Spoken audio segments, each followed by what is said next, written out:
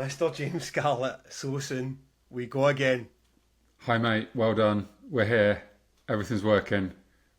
Fucking, you sound beautiful. You sound Thank you. perfect.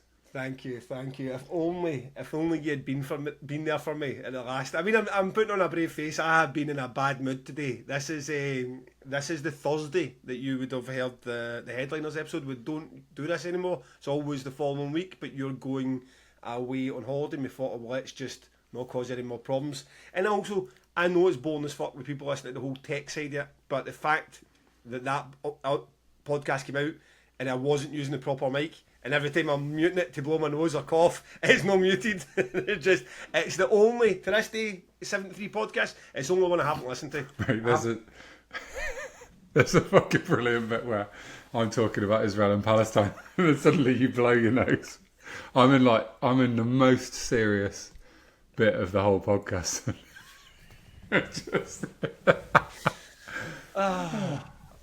Honest to God, I wasn't even joking with Bri last night. If I had the chance to record that, I would have, and I was definitely. And Bri sending the bit, and he's going to, "Oh, here's the graphics list." And I'm like, "I'm not promoting this. I'm not letting people know that this podcast is." But here's the thing: I don't know if you've noticed today, whether you give it a really big push or not, it's largely its own beast now. It just goes away and does the downloads because the listeners are listening anyway. So whether I say, "Oh, there's a podcast this Thursday" or not, people are saying, "I be fucking no."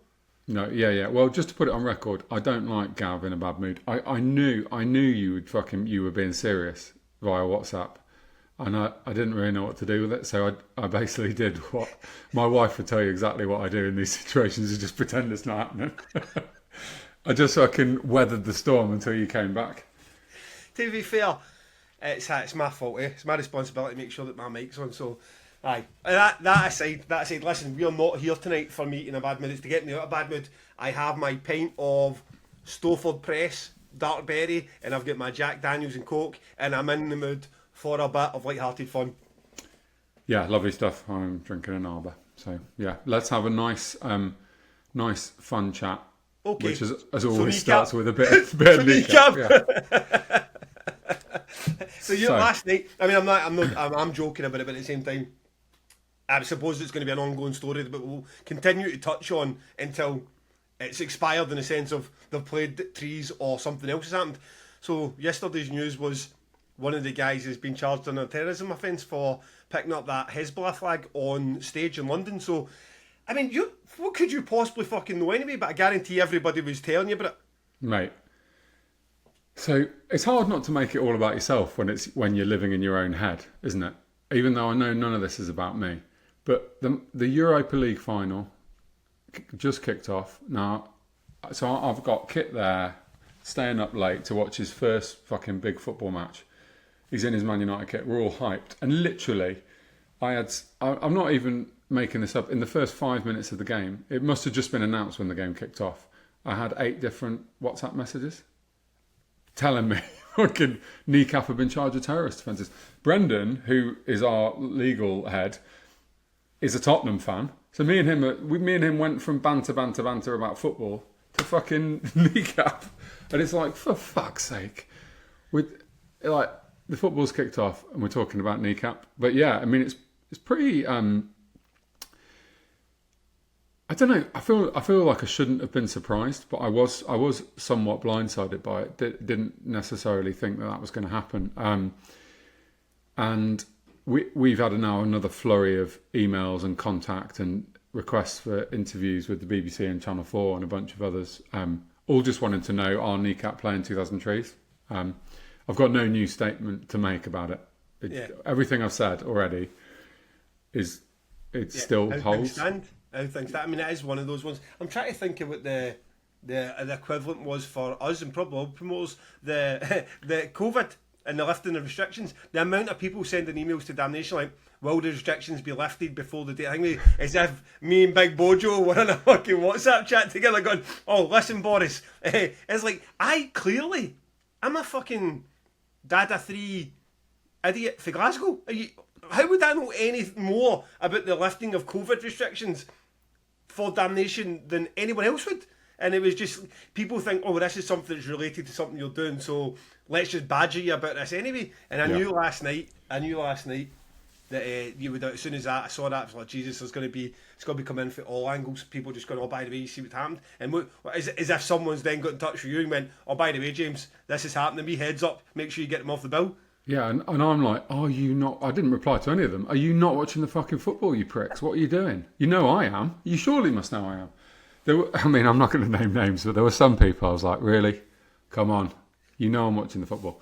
But yeah, so it's big news. I mean, I think it's big news because if they were convicted of terrorist offences, it could be a career ruiner. I don't really know the full details of it, but I imagine the ability to travel is severely hampered if you've got that on your record. You ain't getting into America, I'm going to guess. I'm not an expert. I feel out of my depth. I mean, they Kneecap put out a statement, and it said, do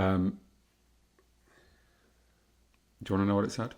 I think we should say what it said. Have you seen it? Okay. I was going to just pass over the Kneecap thing quickly. Fine. No, fine. Let's. To be honest, we've done it to death, haven't we? This is supposed to be. You want to know? Go and check. Listen, I just want it is important to you. If Kneecap weren't playing 2003s, we wouldn't even discuss this. It would not even be part of this. Well, not a news or reaction to the news podcast. The headlining your festival is a massive deal for you because of one of your headliners. That's the only reason we're touching it. So I don't want to get into every single weekend. No, fine. Agreed. They're 100% still playing the festival at this moment in time. There's no conversations about anything changing on that. And the last thing I'll say is, don't forget that for once we are recording 6 days in advance of release. The world will have exploded in the next 6 days, and we'll be well out of date with this. So just bear that in mind. Usually we record the day before. Which is quite mad, because like even 1 week in advance for a podcast, you're about like that's probably quite close to the day of your publication. But we're so used to now doing it on the Wednesday that we'll bang up to date with whatever's happened, that download a Bloodstock or Outbreak, that we can just talk about it. So I no doubt between the date you're hearing it, the date we're recording this, and it coming out, something will have changed. So don't be expecting that. Do I need to take my recording gear on holiday for when there's like a panic? There's a massive story. We've got to do a panic podcast. Is that what I mean, recording gear, I think you mean like your iPad and a bit of blue tack. That's what you need. That'll do the job. So let's move on for that. Last night, what did I do? Because we've not really had a great deal of time since we recorded the last one, so it's not like the weekly waffles like I've only spoke to you 24 hours ago. I went to see a band called Screwfish that turns out is Biffy Clyro. Now this is a Q&A 13 I believe, so I've just dropped questions in about it. So Christopher Kelly asks, what do you think of Biffy's secret gig? Would you like to see more bands do similar stunts? And do you have any secret set stories? Now, Biffy Clyro played a small venue, the Warehouse, I think it's called, at SW3G. Now, SW3G's got 4 venues. Bigger one, it's about 1,300 or 1,000 capacity. One that's a TV studio. The Warehouse upstairs, which is thinking about 400, 500 cap. And then you use the Galvanisers yard in the summer, where I saw the XX with my wife, which maybe, I don't know, 4,000 or so. So this one was a tiny, and I think it got announced. I don't think the person that told me wants that to be known. So somebody dropped me a message, a listener, we'll call him a listener, and said, oh, by the way, Biffy Clyro are playing in Screwfish and tickets are going to go on sale on Ticketmaster. And my auntie being the biggest Biffy fan on the planet and not being in the best of health, I thought, I'll drop her a message, and if she can get someone to go with, then great. I wasn't all that bothered myself about going, but Yvonne bought 2 tickets and then felt like, oh well, you sorted it, let's go. Went along and had a rare old time. It was I realised just how out the loop I am with Biffy. I couldn't really tell if most of the set list was stuff they recorded when they were kids as Screwfish, or if it was stuff that was released post Puzzle. I don't know the newer materials or the newer albums, so it was good. But it was a good old night, and they played Living Is a Problem, which is an absolute genuine banger, and Wave Upon Wave from Infinityland, which was a nice wee nostalgia trip as well. So I enjoyed that. But to answer Christopher Kelly's question, would you like to see more bands doing something like that, secret sets, and have you got any secret set stories?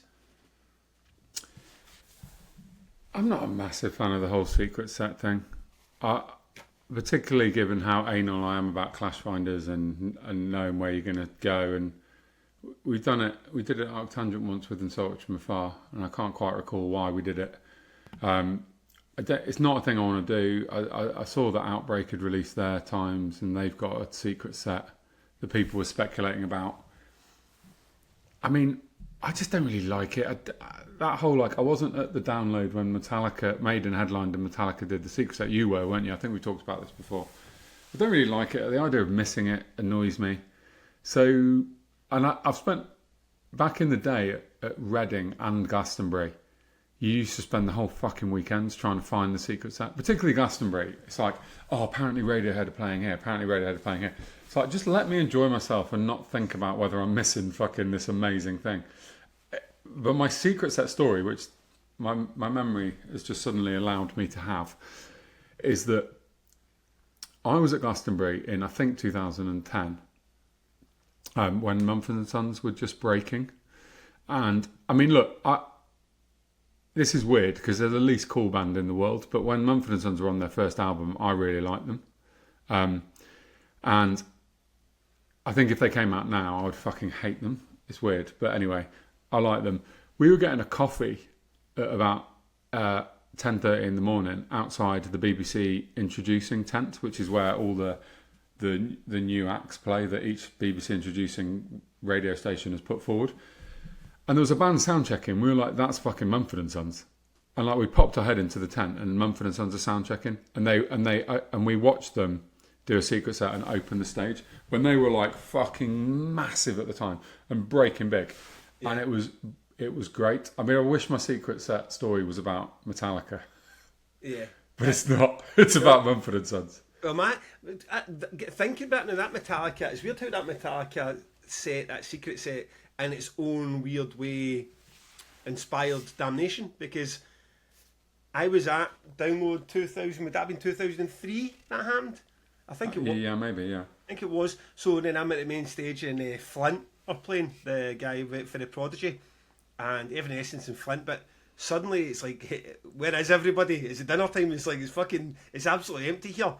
And later you find out because everybody was trying to cram into that second tent to catch Metallica. And this is long before people just get phones and you just WhatsApp your mate and then you'd head round. So I'm a bit never found out until afterwards. And then because of that, I joined the Download forum. And then because of the time I spent in the Download forum between 2003 and the end of 2004 and the relationships I built, that's where Damnation was started. So if I'd never missed that set, I'd have never joined the Download forum. And if I never joined the Download forum, I'd have never been sort of motivated to ever try and do a Damnation. So weirdly, that secret set sort of set off a chain of events that ultimately led to the start of Damnation. I'm sure there's a secret set story. I've seen a lot of bands doing sort of side shows and secret sets, but none of them particularly spring to mind right now. This plan, these questions are put together quite quickly, and it's nice been able to sit down for 3 or 4 days and think about them. But the Metallica one was definitely, I'd like to have seen that, because it's a weird thing, because I've never been the biggest Metallica fan in the world, but you just hate, it's that fucking FOMO, isn't it? You hate missing out on something that other people have got. You always, even Biffy Clyro last night, it's like, Biffy Clyro, fine, I'll go and see them for the 30th time, and a tiny bit, it's the fact you're going to go and see it at a wee tiny gig and do something that's a bit special. It's not just them at Glasgow Green or at the top of Leeds or Reading that you've done plenty of times before. What do you think the cap was last night? Because you weren't sure yesterday when we spoke. So the capacity, but 500, I think, push 500. It was wow. That is pretty cool, man. Particularly in Scotland. Yeah, and like, they could. How many tickets could they sell in Glasgow? They do the Hydro. Sell out the Hydro quickly. They're one of those bands that probably not Hampden, maybe Hampden actually, but they're headlining Transmit. My assumption is their headlining Transmit is Biffy Clyro, and then they wanted to do a warm-up show for the Liverpool big weekend, or whatever it is they're doing this weekend, and they wanted to do something in Glasgow, and they weren't allowed to as Biffy Clyro. That's no one's told me that. It just seems weirdly coincidental that they're appearing as Screwfish in a tiny wee venue the same period as they're just about headline Transmit Festival. So if that's been the case, then great, but they're not probably not Hampden, but too big for the Hydro, which is our arena. So what they do is they tend to do these summer sessions, the ones where you get to bands like The Killers and Kings of Leon and Kendrick Lamar and bit before, and you've got those type of bands that are probably about 25,000. Yeah. But not 45,000. Yeah. But also not 13,000. So I mean, Biffy Not 500. certainly not 500. So I mean that. I think tickets went on sale as Screwfish, not mentioned on any Biffy Clyro channel whatsoever. I mean, nowhere was it posted in the Biffy Clyro channel that they were playing in Screwfish, and 20 minutes later they were all gone. So were people like crying and like just they didn't, because it's if you're a super fan of a big band, it's almost too much to see them in a 500 cap room. It's a weird one because you get that whole down to earth sort of Glasgow, Scotland mentality where I don't think there's a lot of that. Even at the kid shows, even at the I don't think they'd get that whole American fucking touch me. So no, not really. And then also on top of that, Biffy Clyro now are an older person's band. So when we were there, I didn't feel old in that crowd. My auntie's 60. She was there. The woman and the husbands that were standing beside me at the barrier, the barrier to where my left, were 50s into 60s as well. Difficult to get a 55-year-old woman to be at the front of the stage like crying. Yeah. You know, it's going to take a lot for that. So, but a good atmosphere. Place was bouncing. Awesome. Everyone really enjoyed it. A lot of Biffy Clyro super fans. Was the rest of the band there? Was Mike Van Aert playing? Yeah. The whole team were there. It was a full band. Awesome. The full. I think it was all there properly warming up. They recorded their new album, so there was some new material. Apparently, they done it sounded good as well. It's just, as I say, I realised that how far out the Biffy loop I'd been. I mean, how have you been? There had an album called Only Revolutions, and then there was an album after that as well. Have you always been on the Biffy train and kept with it? No. So my journey with Biffy was I was into them in the early days, and then I saw them on the third album tour in London at the Astoria, and then. That was 2006, I think. I was fucking massively into them then. And the next two albums after that, I liked less than the first three. Much like a lot of their old fans, they sort of broadened their... Puzzle is good, and is it only Revolutions or Revelations? Revolutions, I think, is that one. The one with the red and blue flags. Yeah, they're good. I just kind of lost it a bit. And then... I stopped listening to them, and then I came back to them, and I actually really like I noticed this. I haven't seen the full set list from what they played when you were there, but they played the song "Wolves of Winter," which I fucking love, and that's off a much more recent album. So I'm not a Biffy super fan, but nowadays I go in on every Biffy album. So I really have got back into them again, and I really like them. I think. We're really lucky to have bands like Biffy and Muse because they're interesting and they're different, and they haven't just copied someone else. They've just done their own thing. They are totally their own thing. Biffy are. It's fucking awesome. And they always catch me. So I went to see I can't remember what album did I get at the Barrowlands? Was it Vertical Bliss? I think I get Vertical Bliss at the Barrowlands, followed by some older stuff, sort of Hope for an Angel and that kind of jazz. And always catches me out every time I see how heavy they are live. I mean, they're heavy live. They go for it. They're no messing about up there, just twinkling away like, we're a wee indie rock band. They are pummeling when they get into the. I mean, if you look, they never played that Golden Rule last night, but when they play something like that Golden Rule, it was an absolute fucking banger. So, that was my Screwfish experience, and quite enjoyed it. I was going to do. You need to tell your wife. I was going to come back and do a drunken TikTok review of the gig, and a couple of people asked, are you going to do a drunken TikTok? I was going to, but I came back and I realised what happened with the podcast, and I was such a bad mood that I didn't want to do it. Mate, I need to have a chat with your wife about your bad moods and how to deal with she them. She knows me. She knows today. She's about like, what's wrong with you? And I'm like, between that, Damnation's announcement went really well, and it was a big spike in tickets, and I was like, this could be it. We could just have the rest of this year could be that, and then it just ground to a halt today, and I was like, back to the grind. No, after 3 days. I mean, give me a bit more, squeeze the juice a bit more than that. But so it was that and some personal mobile phone contract nonsense. Of just everything was piling up, and I was like, I'm done with this. I'm fucking done with this. I'm done. Mate, some days are just bad. So here I am. I'm not doing this. You're not tuning in to hear me sitting bitching in the morning. I have got my pint. I've got my Jack Daniels. I'm talking to you. Let's go. So, is there anything? Have you got anything to add on the 40 hours it's been in since we chatted. Well, Nothing happened in your life. All I did today was me, Sarah, Simon, and Rob had a budget meeting all fucking day. We talked about finances, and I got a lot of. I keep saying we're going to do this episode, our best ever episode, our highest listened to episode is the exact cost of festivals. That's probably second place now to Kneecap, but yeah. If it's not in the next few days, it will definitely be second to Kneecap because Kneecap's wiping out everything. Yeah, but I've got a lot of new stuff to talk about, and things are expensive in festival land. We had a conversation today about whether or not I needed a buggy. You know where my caravan is and where the festival site is at Arctangent. It is walkable, and I'm just like, okay, guys, we're trying to save costs, but fucking hell, I'm not walking, right? Like, it just feels like Simon's got a 4x4. Rob's in his car. Sarah runs Arts Liaison, so she's got fucking 3 buggies, and they're all telling me, "Do you need a buggy?" I'm like, "I need a fucking buggy." I'm happy to save costs everywhere you want, but I need my buggy. Pick a band that costs the same amount as a buggy and just bump them off the lineup. Yeah. Sorry guys, I'm not fucking walking about my festival. No chance. Listen, I'm in that buggy for half the time as well. So no, the buggy stays. Okay, so Patreon, Super Sub, we had a TJ Jones that got in touch to say, what's the odds of being picked for the Jar of Joy, because I swear my name isn't in it. Now, that's quite the accusation there, TJ Jones. If you subscribe to this podcast, your name is in it. But it only started at the end of August. I recall that from the fact you were at Arctangent at the time, or breaking down Arctangent, and then I set it up without you knowing. So that was it, just putting the Kofi on, never mind the idea when I came up at the Jug of Joy. So let's say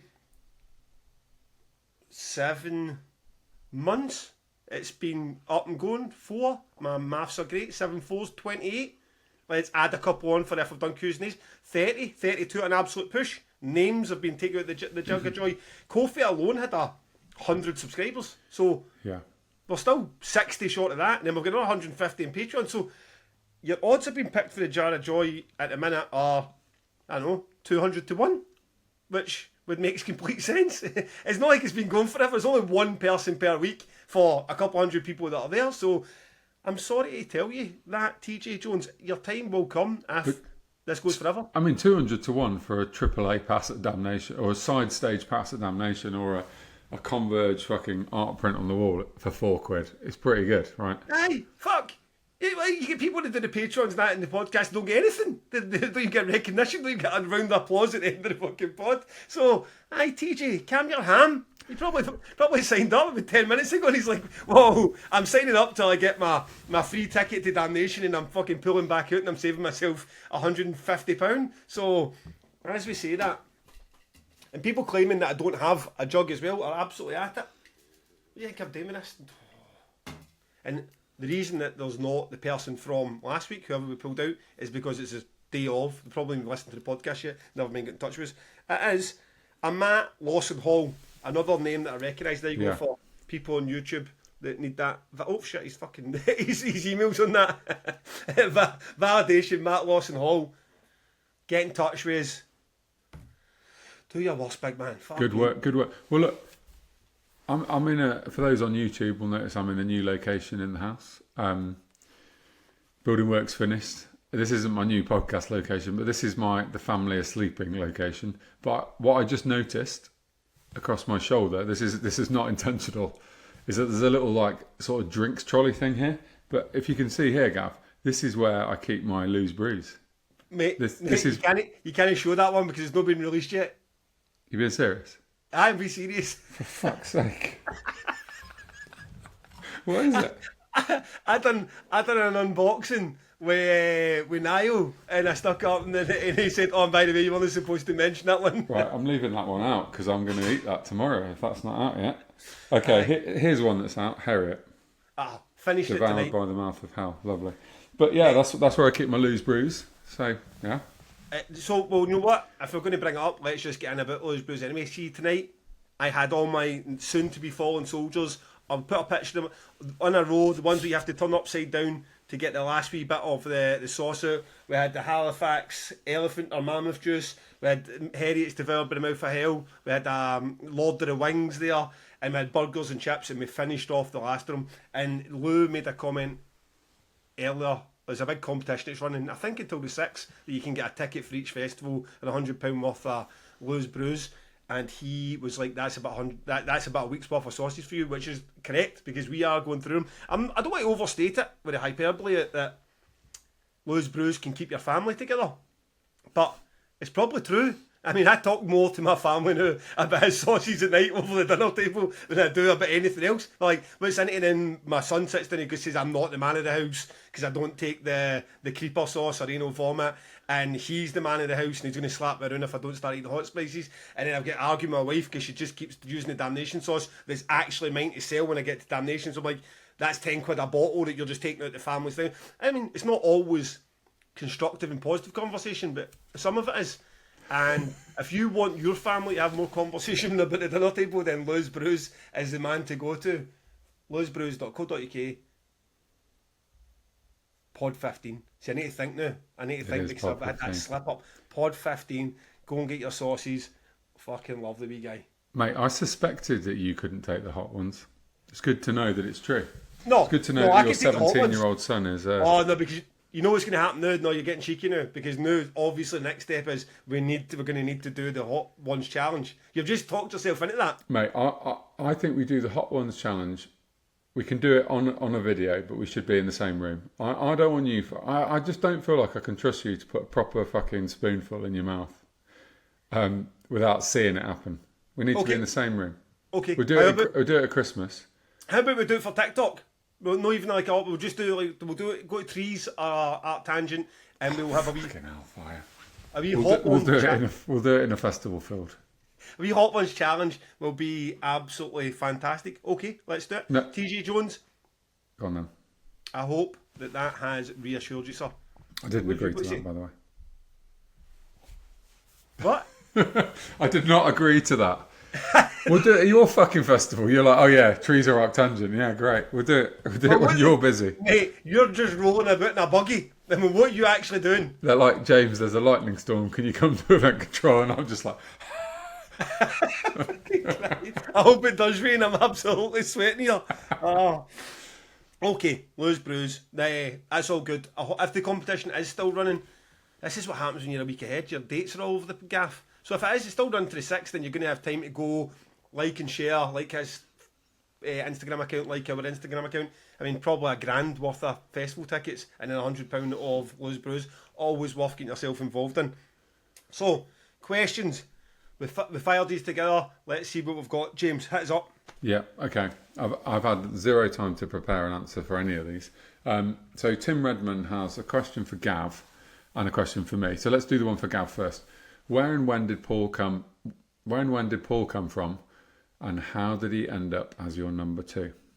Okay, I asked Paul this recently because I didn't know, and he's been to every Damnation bar one, and the one he never came to was for personal reasons. And I think, like a lot at the time when you were enthusiastic and you wanted to get involved, there was tons of folk like this, tons of them. A lot of them are still at the festival, the sort of artist liaison and crew, volunteer crew and that, they're still there. They just wanted to be involved, and he was definitely one. He said he started sort of lifting and shifting, I don't know, maybe 2007, then in 2008 it was like the artist liaison for the main stage, and then by 2009 he came on a more formal role, that basically having an email address and helping with the organisation, probably helping with the bookings and all that. And slowly but surely we had a lot of people. You see names kicking about like the forum and the group like a Graham Johnson and Neil Erskine and Yvonne McMahon. These people were all at some point that like legitimate Damnation organisers. They had roles, whether it was just like advancing or whether it was about the PR and marketing and that kind of shit. So a lot of people were just finding their feet the same way I was, and life takes hold, and people that aren't financially involved, they're ultimately volunteers, go away and do their own thing. And that's what those guys did, remain friends, but they went on and done their own thing. Paul didn't. He was, Damnation to him was always he was always doing his psychology thing, and Damnation was his hobby at the side there. And then he just stuck with it and stuck with it until there was only 2 years left, and that was it. He was just the de facto number 2, and people got to know him. I've always referred to Damnation when I'm organising stuff as we. So like, who was the other we? And it was Paul, and he sometimes gets a bit concerned. You get him up with a few drinks, though, as all, what's the need for me anymore? What's going to happen to me? Like as if, because automation happens, a lot of stuff. Back in the day, he was doing a lot with the tickets, and that kind of stuff just kind of, it's automated now with tickets. You don't need, there's no so much manual labour of phoning people up and chasing shit. And you've got Angela coming in doing a lot of advancing. I do pretty much all the booking, and he's a bit like, oh well, but it's like, well, you don't want to get yourself into a corner where you're the only voice that's in the room. You know what I mean? It's like, yeah, you need somebody to bounce ideas off and make sure you're not going off the rails and don't end up like fucking Donald Trump.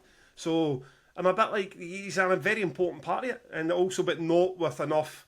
Don't put enough on his plate that it's going to hamper anything that he does. So I trusted number 2, who is gets the credit he deserves for it, and also like when he goes to, I'm sure he didn't pay to go incineration last week or the week before, for example. I mean, he's respected in the industry as well, and that's where he came from. That's where he's ended up. And if he ever decided he was going to pack up and leave, it's not like Damnation would stop without him, but I wouldn't be happy with it. So I hope that answers your question.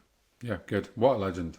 Big and legend. He's a legend. He's one of these guys as well, when you joke with him, because you always, Paul's happiest day was me like being under a bridge. I mean, like, he's always got that thing like, I love you, Gav, but I wish somebody would give you a slap. It's like, he's got this weird fucking dynamic thing going on in his head, and I said, he goes, no, that's not true. And then you see me glint in his eye when I say, and if I suffer in some way, and he goes, oh, that felt good to watch him suffer.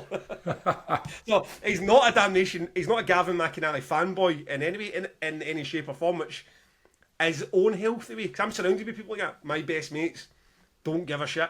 My wife doesn't give a shit. My mum gives less of a shit. In fact, I think it offends her that I don't lay brick. So it's like, I'm surrounded with these people. Like, there's no chance of me getting a fucking big head, because there's too many people in my close circle who don't care that I'm on this podcast or run Damnation.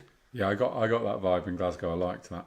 They were very supportive, but also not impressed. Not overly impressed. Impressed, but not too impressed.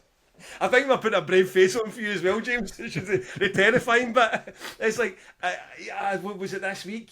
I mean, I've known that we had a big fault about it, but it's like the Napalm Death and Corrosion of Conformity a day, and I'm putting it together, and it's like, there's a couple of comics when I kind of switch off just to come and do it. It's like, but what is it you're doing? Like, why are you busy? And I'm like, it's fucking... Oh, mate. Like, a big day for Damnation could be like $100,000. Like, if you like that first day when we put tickets on sale, it would have been over that, $150,000. It's like, it's important. Who do you know goes out there and makes $150,000 in a day? No one. And not like, and I'm not. I always try to reference these things. Mate, we'll be clipping that. Don't worry. Clip. Whatever you're about to say isn't in the clip. That's not a reference. Oh, there's me putting $150,000 taken for the business. You still, that's against the ticket sales and the bands and everything else going to go. But it's like, it's important shit. No getting that announcement right, and then no doing that extra wee marketing push. Might be the difference of 20 or 30 grand, and you're like, I'm doing something. I mean, I know it looks like this. I know it look like the same person at the doctor's surgery, just scrolling through a fucking Instagram and a TikTok account. But I promise you, that's not what I'm doing. Yeah. I'm like, you're also like, I agree with you, Gav, but I want you thrown under a bus here. Absolutely. Okay. So there's a question for me. You don't look like you're going to read it. So from Tim said, I've spoken about how trees were started by a group of mates. How did we decide who gets to do what part of the job? So we were all like, we had actual careers. We were all like professionals. So there was a bit of like, what do people do in their day job? So like, I was an accountant. So the budgeting and finance bit ended up with me. Simon was a pharmaceutical salesman. So he ended up being in charge of ticket sales. My brother was a furniture designer, so he was like ended up doing the design. Like designer, like it's not like he had ever designed a fucking poster, but that was his job. Andy was PR, so he ended up on the PR, sales, and marketing side of it.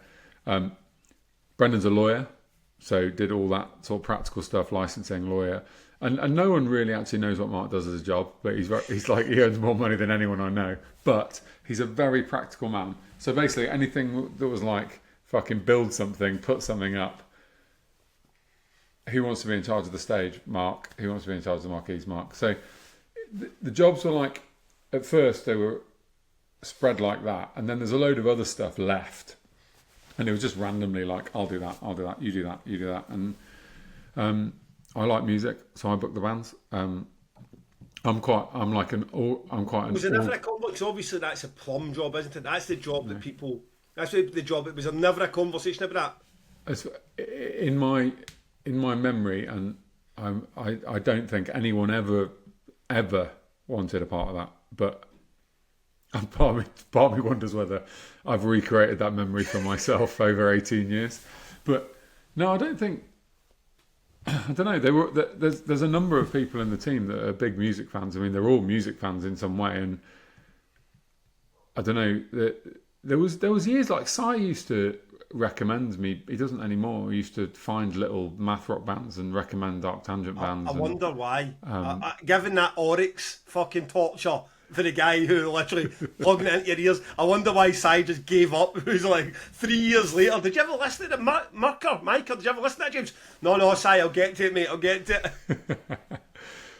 So, yeah, I think Rob is the most enthusiastic listener to bands from the festival now, particularly at Trees. But yeah, so we all kind of we randomly selected the jobs at first, and then over the years it's developed into Brendan is a very successful lawyer still, full-time job. Mark, and Andy, they've all got full-time jobs. So some of their jobs have come our way. So over the years it's been reapportioned around the team, and yeah, I don't know. We never really fell out about it. It was just like, these are your jobs. And there was a time when Mark booked the stage marquees, and now I book the stage marquees.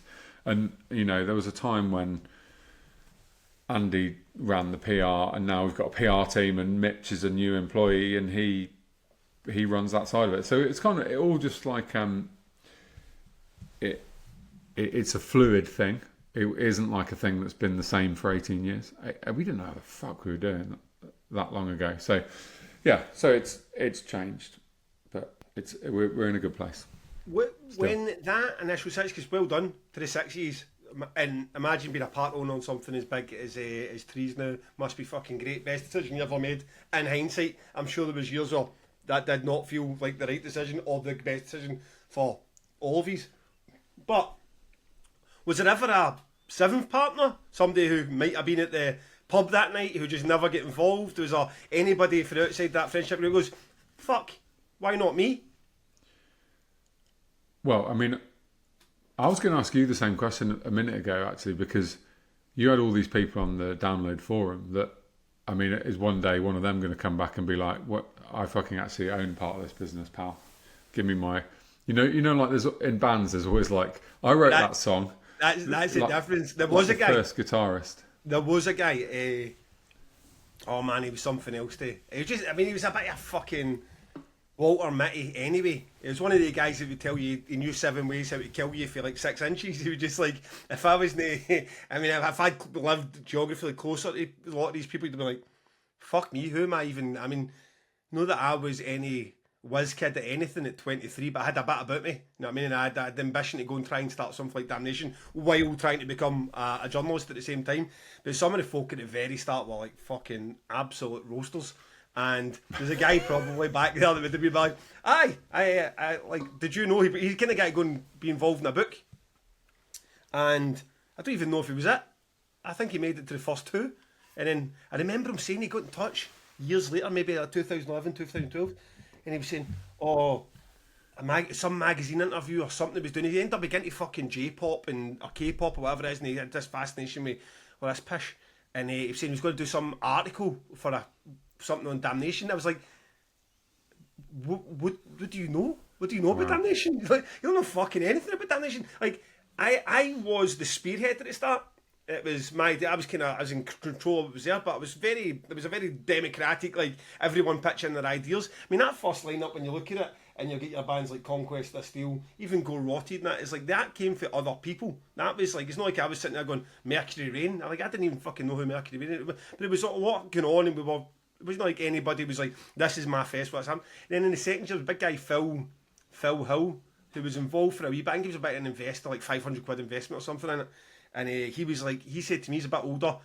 It needs direction. See, there's 10 voices, everybody chipping in whenever they can be at varying ages, varying bits of the countries. Like, it needs some direction. And it was only like in year 2 that even a bank account gets set up, never mind anything else. I mean, it was like the first year was punk DIY. I mean, proper, somebody come with £75 and pay this band, would you, on the night? Because we've got no idea. It had no right to be the size it was. It had no right to be the success it was. Fuck knows how that happened. So there was nothing ever legally on paper forever. So there would be nothing to go back to. But that was, I suppose, the benefit of you guys. You had a lawyer on board for the start. Probably was a decent enough, I mean, I'm guessing this, but probably was some sort of concept of what was happening. Because it was proper. I mean, there might be people involved in the first Damnation that I've either never met or only met at the first Damnation.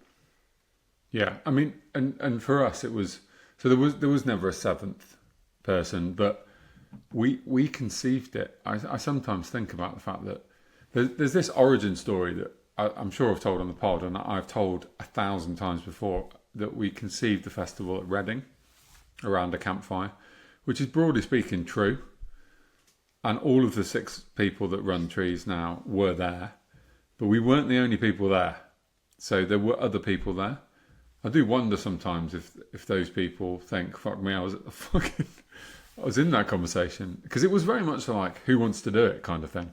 Do you want to do it? Do you want to do it? Because I think at the first conversation, my brother was a bit like, nah, what the fuck are you talking about? But he after the Reading, he came round and was like, yeah, I'm in. And I don't know, it was such a drunken chat. You know, everyone's like, I've got an idea for a new fast food chain. I've got, you know, people just have these, when you're a student, you know, smoking too much weed and fucking drinking too much beer, you're just coming up with stupid ideas all the time, aren't you? They don't become your career. And I think that was, although we weren't, I suppose we were smoking too much weed and drinking too much beer. We weren't students. We had a career. I guess I was a wee bit older than I started a bus company, so that's what happens when you sit too long at a campfire. Exactly.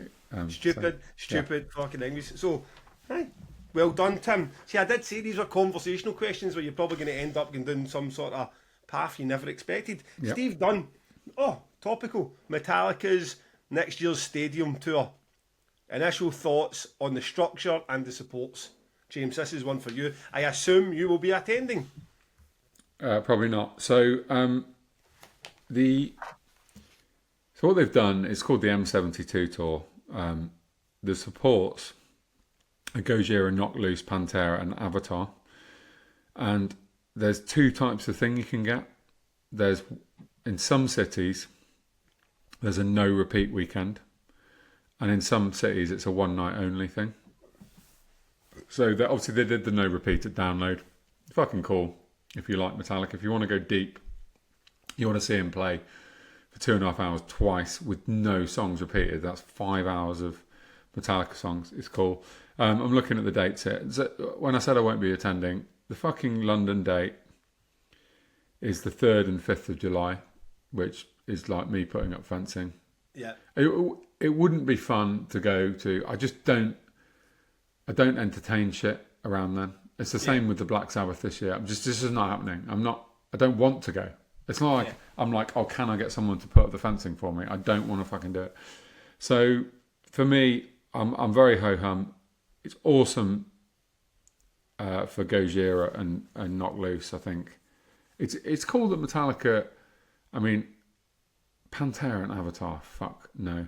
But it's cool that someone in the Metallica camp has got their finger on the pulse enough to be like, yeah, Knock Loose supporting Metallica. That is fucking incredible. That's wild. And the thing is, and Gojira as well. Like, they've really nailed it there with like the new breed of bands that aren't shit. Like, I'm not even a big fan of Gojira or Knock Loose, but that is great. The whole Pantera Avatar thing, and I'm just looking here. I see. Okay.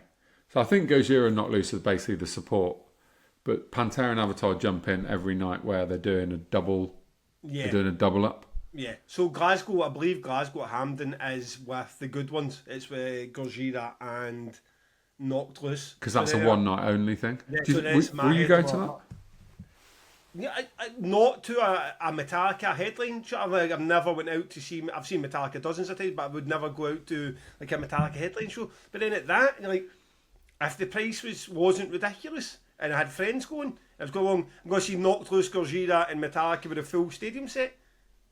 Doesn't sound terrible. I mean, it doesn't sound terrible at all. In all likelihood, I won't go. But it sounds a bit more up my street. Where I like to see Knocked Loose in that setting would be pretty cool. Yeah, I just don't think I'll go. The Dublin, Glasgow, and London dates, they're all just like when I'm in festival land. I'm in festival land for my own festival. But the thoughts on it are well done. Metallica, do what you do. You know what I mean, and do it well. It's just, I suppose that, like, you get folk that go, the Metallica fans that go to these in the round sets to go, it was fucking class. It was a great set. The guys, you're not going to see Motley Crue, or you're not going to see, I don't know, Sabbath, where God knows whatever folk they've managed to piece together over the last couple of decades. You're going to see Metallica, they play like fuck, and you get what you expect. And that seems to be like, okay, well, good, you're getting money for your bang for your buck, and with this, two pretty fucking solid supports as well. Yeah. Look, and I've said before that I thought the download was brilliant. I know not everyone thinks that. They've still got it. And I saw this thing the other day of Hetfield walking off stage at one of their, it was like an Instagram reel or whatever, walking off stage at one of their, in the round shows, and sitting down on a chair in between, I don't know, like for the encore or whatever, and like drinking a coffee or a cup of tea and smoking a cigar, and he looked like an old man.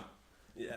Obviously, I don't think he yet looks like an old man on stage. He still looks like a fucking rock god, but it made you realise that he's a real human, and fucking time is coming.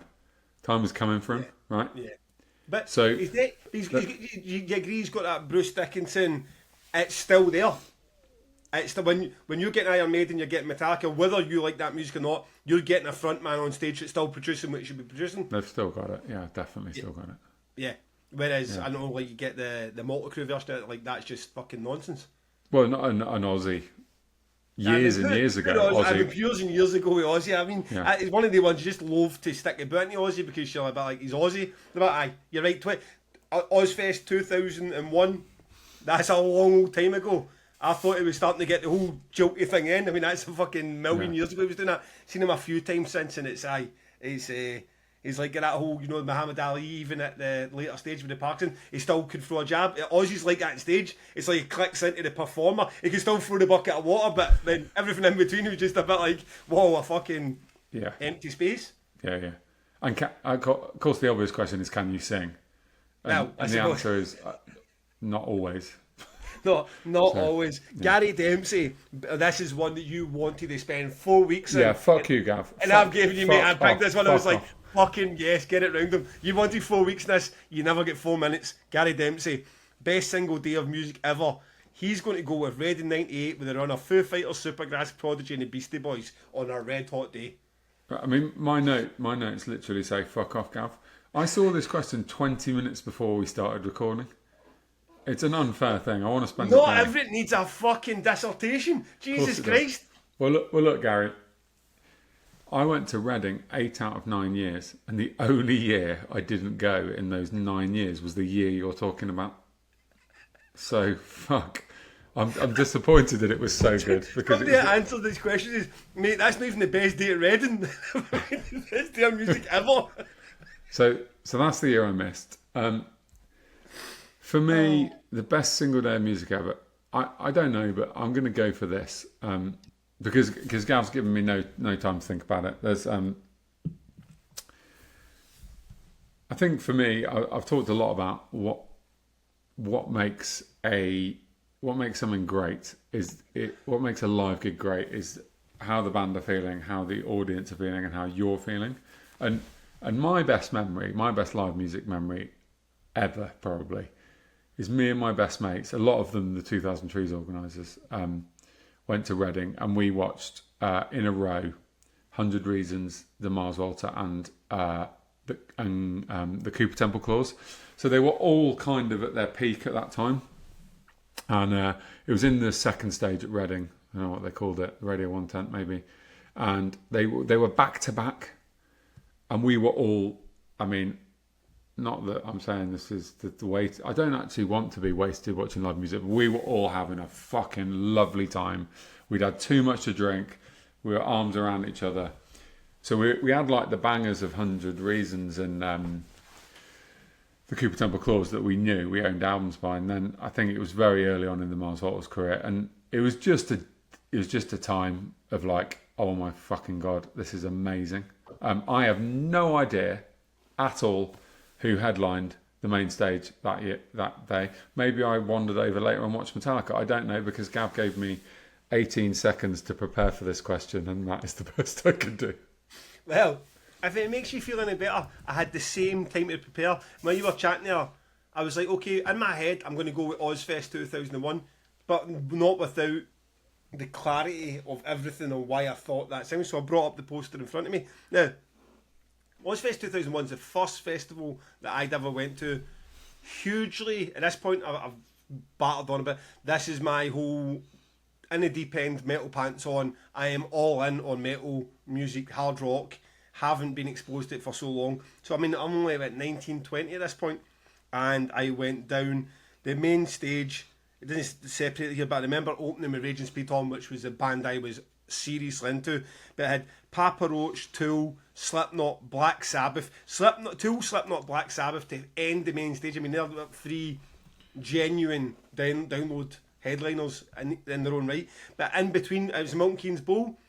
So you've got the main stage and then the side stage just tilted to the side. So you literally just went boom, boom. This is well before you had your Hellfest and Vakens where that side-by-side thing, or even Leeds and Reading was a thing. You were always finishing somewhere at the downloads and then wandering away to another 10, 20 minutes away. You had Amen, Soulfly, Mudvayne, Black Label Society, Head PE, and the Bold, fucking hell, the Bold Apartment 26. The guy used to sellotape a glow stick onto his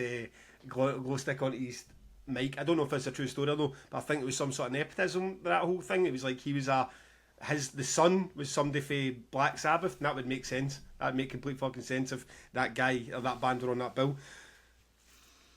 Even then, as a kid, and every type of fucking human, I knew that I hated Disturbed. I knew they were shit. It was a headline that second stage. I already knew that band with Down with Sickness was utter dog meat. And here we are, all these fucking years later.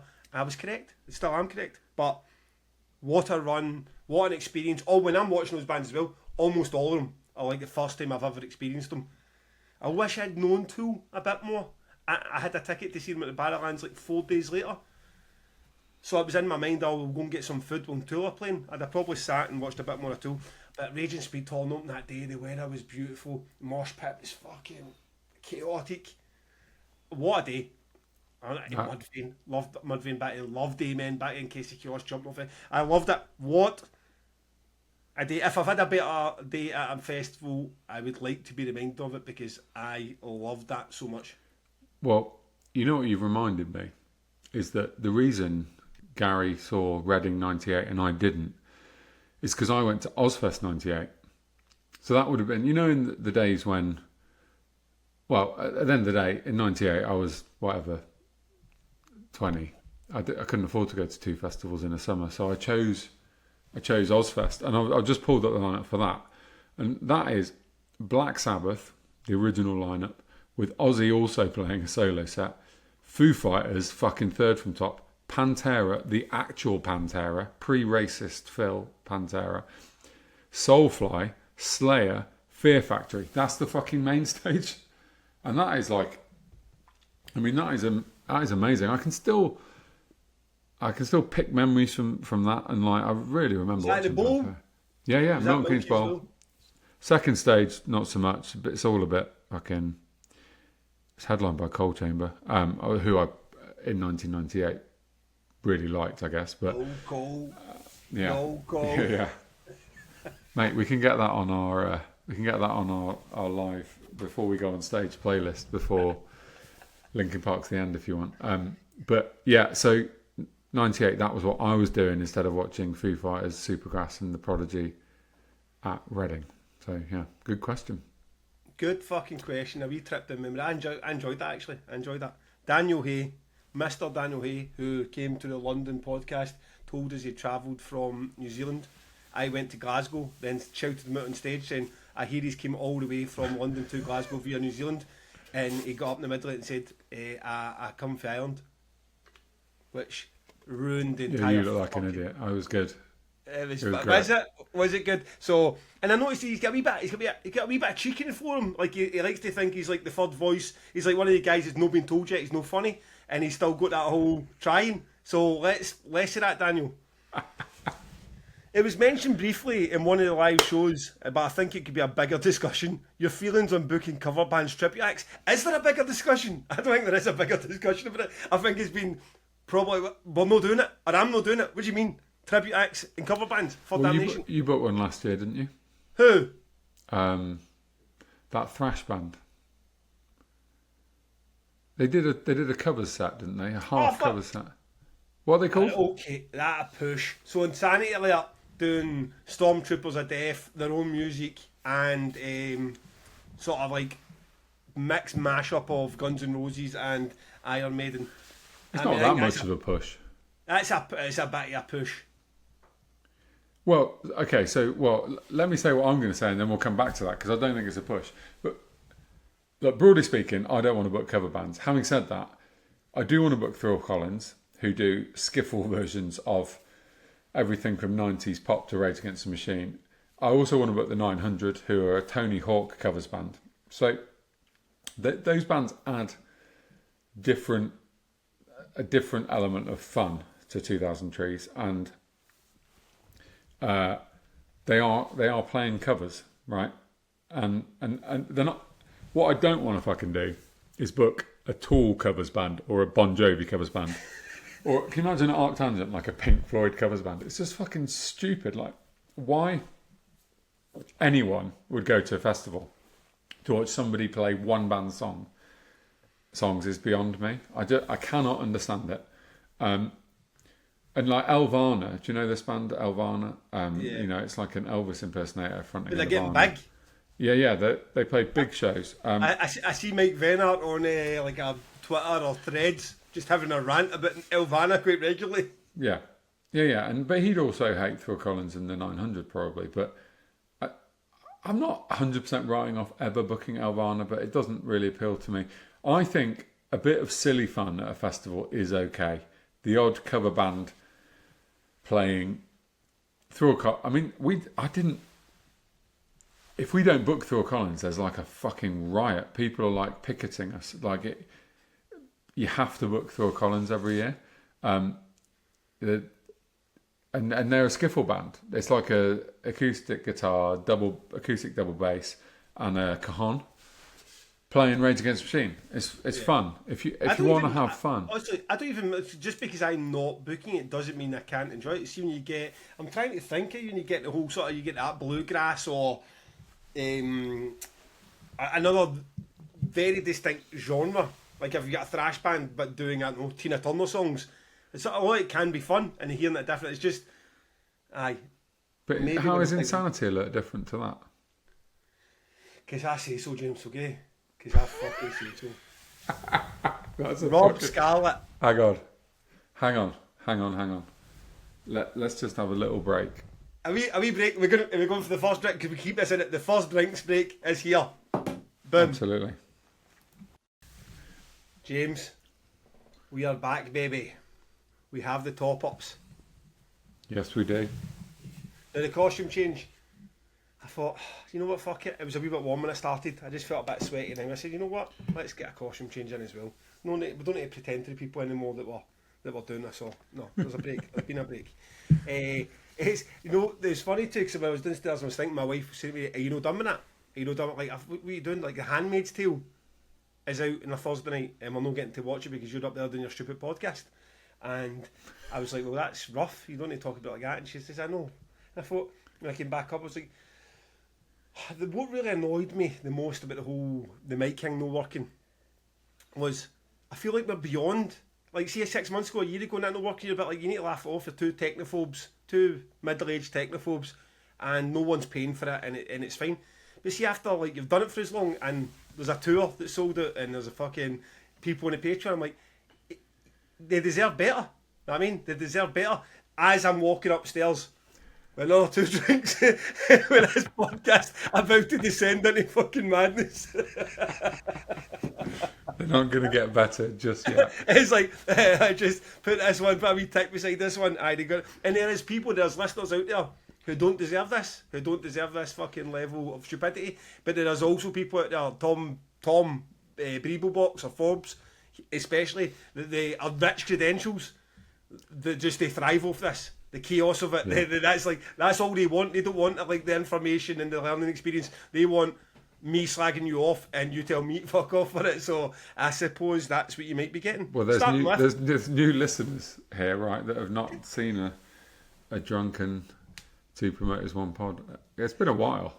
Right? We can do it all. The next episode we can talk about the fucking exact cost of festivals again. We can do the informative, we can do the inflammatory, we can do the controversial, and we can do the pished up. So this is what you're getting. And a bit talking about a provocative voice in the room, Rob Scarlett, James's wonderful brother.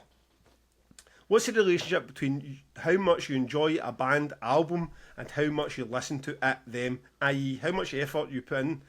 Follow-up question, do you listen as much in depth to bands as you used to? Or how has your listening changed, been influenced by the festivals? 3 questions in there, Rob, sneaky. James has read this one, prepared for it, thankfully. What have you got to say, James? Well, look. So the way I listen to music is I go deep. So I take a new album, and I'll listen to it for 2 to 4 weeks. I think for me, there's definitely a mental side when I first put an album on. So if it's something like the Wild Arts, the Manics, or the Mars Volta, I'm going to give it a chance, right? So I don't need it. I don't need the penny to drop immediately. It's going to get loads of chance, even if it doesn't click at first. Whereas the opposite is also true. If it's a band where I just can't be fucked, really, I'm still going to go, but I can't quite get there. So I did listen to the new Machine Head album way after me and you talked about it. I just really couldn't get enthusiastic for it, but we did it in my music book club thing that we do, and I think it's fine. It's not terrible. There are terrible Machine Head albums, quite a few, but this isn't one of them. It's just fine. It's just not really aimed at me. But then there's a lot of other stuff, like stuff that gets really hyped, like Code Orange, where I try really fucking hard because I'm like, this should be an album that I really like. I should really like Code Orange, right? I've never liked a Code Orange album. People talk about Code Orange like they're the second coming of Christ, and I cannot fucking understand it. And then there's like certain genres. So for me, if it's post-metal, it's just like bubblegum to my ears. I can basically put on a 7 out of 10 average post-metal album over and over and over and over. But if it's a genre like if it's hardcore or punk, anything with a chorus, you've really got to grab me early for me to want to listen to it. So it's like I'm quite complicated. I feel like it's quite complicated for me. Some things I'm just like play it over and over and over again, and I want to listen to it over and over again. And then some things I'm like it's a chore. So and then going on to his next part of it, it's like, do I listen in depth as I used to? Absolutely no, because when I was listening in the 90s, it was like 1 CD a week, right? 1 CD a month, probably every few weeks. I never listened to the radio. You buy the Manics, you listen to it for a month, nothing else, absolutely nothing else. It's the only thing, it consumes you. And then, I mean, he has asked a lot of fucking questions here, right? And then I don't know how you're going to go. And then, in terms of my listening being influenced by the festivals, I kind of talked about this earlier on when I mentioned Mumford and Sons. But when when I look at Tree's history, early days Trees really broadened my listening. So I would listen to like Metronomy and Johnny Flynn and Mumford and Sons and Stornoway and like Bombay Bicycle Club. So some like indie and some folk stuff that I couldn't give a fuck about now. And but what was happening with Trees is I just kept coming back to rock music. So I would kind of go off and try and broaden my taste, thinking that that's what I needed to do to be a good festival organizer, and then I would end up back at heavy guitars. And like everyone's, so I went away last weekend with loads of school friends. None of them were into rock music, and we talked a bit about music. And I think they think my music taste is really narrow, but it's not, is it? Because I like Creeper and I like Almond Ra. This was like, absolutely like not. I mean, It's not a lot of people when you hear that, like, especially just in the general public. You're like, oh well, they would ever accuse. I mean, he must have some fucking taste in music if you listen to Toad Liquor and Alexis and Fire. Yeah, and these bands are like absolutely miles away. So Trees has influenced my music taste. ATG hasn't influenced my music taste really, because ATG is my music taste. ATG was started because it was my thing. Having said that, both festivals enable me to. We announced a band called Snooze last week when we announced Godspeed, and the festivals enable me to get into new music. You must hear about new bands on the Damnation forum. I heard about Snooze either on the Damnation or Arctangent forums. You know, people just being like, "Fuck me, this band sounds like Happy Meshuggah." And I was like, okay, I'm going to listen to that. So, yeah, I mean, Rob, you should probably ask one question at a time, because I've gone on a while there. But do you want me to remind you? I didn't know if I was a drinker because he was your brother, but no. Do you want me to remind you of the questions, Gav? So the first question is, what is the relationship between how much you enjoy a band and how much you listen to it? Okay, well, let's do that one first. I'm the opposite for you. I don't give a band extra because they're my favourite. I just, in my head, there is too much to listen to all the time, and I've got a bank of all the classics, all my favourites that I want to go to all the time. And I think that's a problem with music listeners, and that's why everyone gets stuck in the 70s, 80s, 90s, or wherever they fell in love with music, because then they don't embrace the new music, because it's so easy to go back to all their favourites. So if Slayer and Megadeth and Metallica are all in Exodus are all your favourite thrash bands, it might be tough for you to get involved with Pest Control or Toxic Holocaust or whatever, because you just go back to your classics. I'm not like that for a genre as such, but for everything I like, if I'm like a Frightened Rabbit to Nashville to Amon Ra to Cult of Luna, Anno Nathrak, it's easy for me to tap into that and know that I'm going to enjoy it, and the chance I get to. I feel like you go listen to so much more music than I do, like in a day-to-day basis. I feel like there's a lot of time where I am in the company of family where I'm never going to get a chance, and I watch a lot of TV. I love films and I love TV, so at night I'm not listening to music. So when I get a chance to listen to music, I'm pre-recorded to go and what I want to hear that I don't feel like I've heard as much as I should. So when I knew Deftones, my favourite bands, Deftones, Radiohead, Nine Inch Nails, Tool, when those bands come out and they drop an album, it doesn't catch me in that first listen. I almost don't give it a second listen, and even if I think it's not, like, I don't go back like, oh my god, I need to. There's something in this Deftones album that I'm going to enjoy. Like, I probably heard Ohms once. I've probably heard it once, and it's not even a terrible album. It was just like there was nothing in it. There was nothing in that album when I listened to it that would ever make me, when I get a chance to listen to Deftones, not want to listen to White Pony or Adrenaline, Around the Fur. What's my other cracking one? The one that's got Have You Seen the Butcher with the ego in the front of it? Fuck off, Gav. Oh, you fucking know. Don't be giving me the fucking. What's the one with the fucking eagle on the front? Everyone's screaming now. It's like, how can we? Well, if you can't remember, why have you had to bring me into making me look bad? So, I don't go back to. And Radiohead's probably the best example, because Radiohead are arguably my favourite band. And when OK Computer, The Bends, Kid A, Hail to the Thief, and then when I get these new albums that drop, the whatever that from In Rainbows onwards, and I'm just like, this is elevator music. I am Diamond Eyes. Diamond Eyes. I aye, this is elevator music. I'm not going to give this band a chance, and that's probably to the detriment of the enjoyment that I would get if I did. If I put as much, if I treated it like higher English the way you're doing with this Mars Volta album, and you need it fucking 3 hours a day in a lesson, then maybe I could get with In Rainbows and say, oh, there's the genius in it. But I just can't see me listening to Radiohead and going, I'm going to listen to In Rainbows instead of OK Computer or The Bend. So, aye, it doesn't really help. And when it gets to stuff like Machine Head, and I just won't give it any chance. It's like, I put that New York album on, I got to track 5, I felt like I'd done a marathon. I felt like I'd done my shift. They had got everything from me that they deserved and a wee bit more. And that's it. That's done for me. That album will never be listened to again. I tried the new Behemoth album. It's fine. Again, with lyrics written by a high school child. God of shit, I am it. You will die in front of me. Like, fucking shut up. Go and learn to write a fucking lyric. It's like, what are you doing? And I just can't, even if the music's good, and that new Behemoth album, the music's good, I can't have a 12-year-old shouting in my ear about how much he hates, I don't know, churches. So there's a lot of them, I'm like, nah, I'm not fucking doing it. That's it's a great Gav quote there. Beautiful. So, I mean, how's your listening changed and been influenced by the festivals, would you say? Yes, because I listen. That is part of my job. I need to know how Frail Body sound. I need to know how Crippling Alcohol sound. I need to know Crippling Alcoholism sound. I need to know how Castle Rat sound. Now I'm getting into listening to Castle Rat.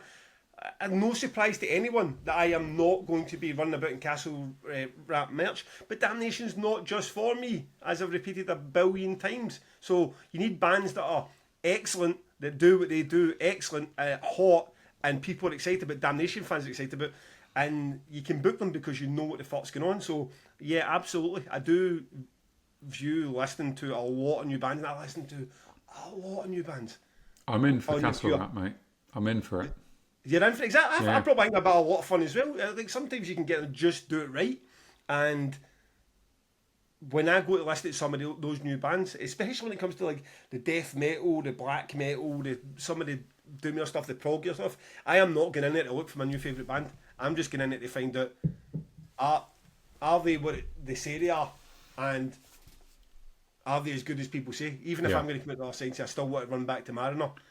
Is this what people say it is? And I can tell. I mean, it's like, I don't know, just pick another example of something you can appreciate for how good it is without it being your favourite thing. Mate, I mean, I think that at the end of the day, without blowing our own trumpets, that is a skill of the job, is being able to book stuff. Being able to book a good post-rock band or a good fucking hyper-pop, fucking alternative, weird fucking what the fuck is this, 2000 Trees in the Forest band, without it being a thing that you would actually listen to. There's loads of bands I book every year that I wouldn't really choose to listen to, and I think that's when you're working rather than listening as a consumer. Yeah. I mean, so follow-up question to Rob's 17 questions. How the fuck is your album of the year list going, Gav? So, the next question's John Hopkin. What is the worst Machine Head album?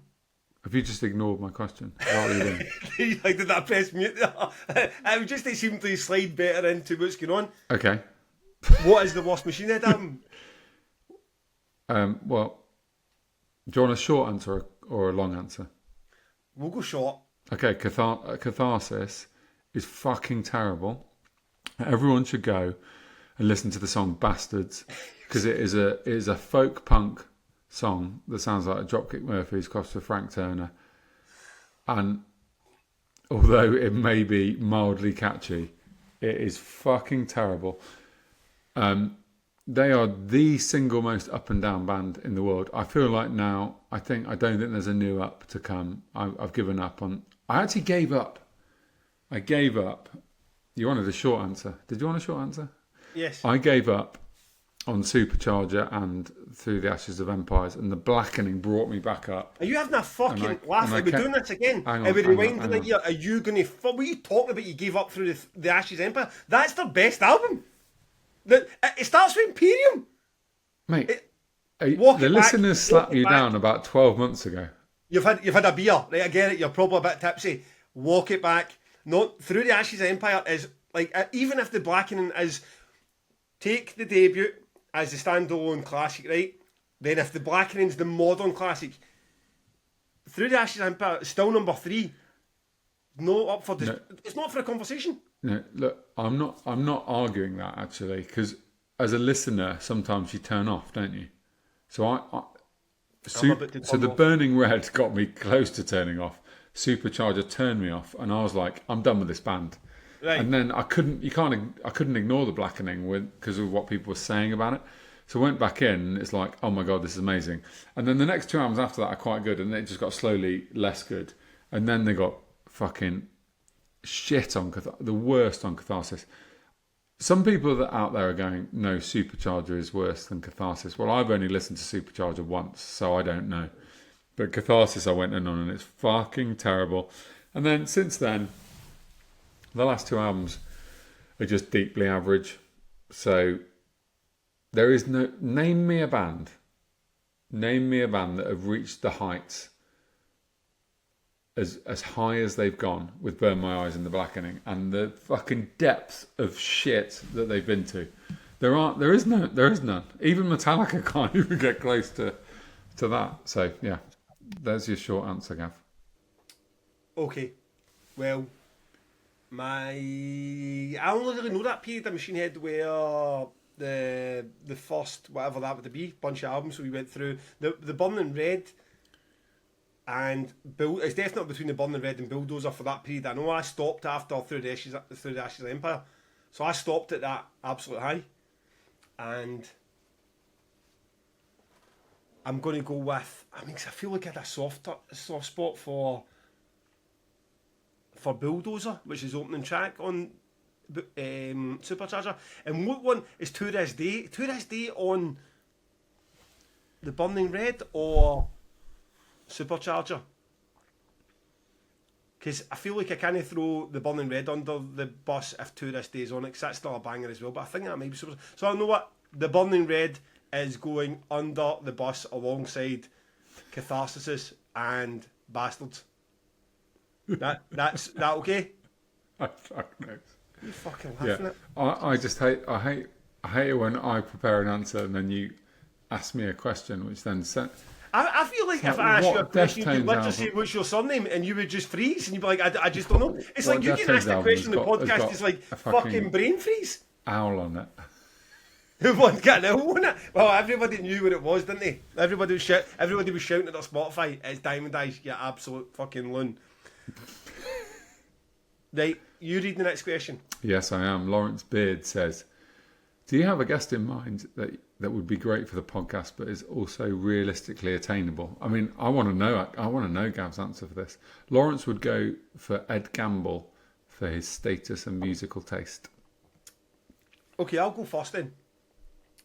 I am not particularly. I mean, I'd like to speak to Cam Hack again because he's Mr. Big Dog at Download now. I think he'd have a lot to say.